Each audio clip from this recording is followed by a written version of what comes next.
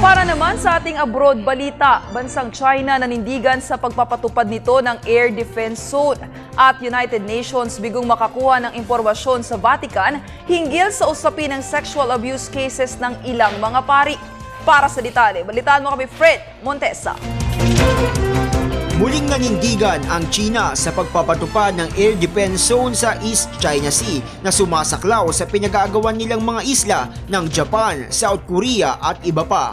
Ayon kay Chinese Defense Ministry spokesman Geng Yansheng, determinado ang China sa kanilang pagpapatupad ng naturang deklarasyon. Sapat aniya ang kakayahan ng kanilang mga hukbo sa pagpapatupad nito.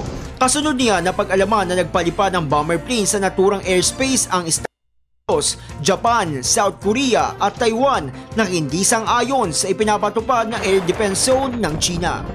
Samantala, bigo ang United Nations na makahingi ng impormasyon sa Vatican sa kaso na kinasasangkutan ng ilang mga Katolikong pare, mga madre at mga monghe may kaugnayan sa sexual na pang-aabuso sa mga kabataan.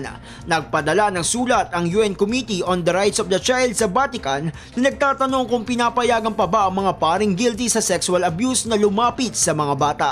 Bilang pagtugon, iginiit ng Vatican na hindi sila nagbibigay ng impormasyon hinggil sa disiplinang pinapataw nila sa mga paring napapatunayan na ng abuso.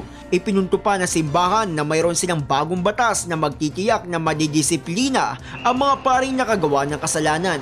Sa Enero ng susunod na taon, sasalang ang ilang opisyal ng Vatican para sa investigasyon ng UN Committee on the Rights of the Child hinggil sa usapin. Para sa Telebisyon ng Bayan, Fred Montesa.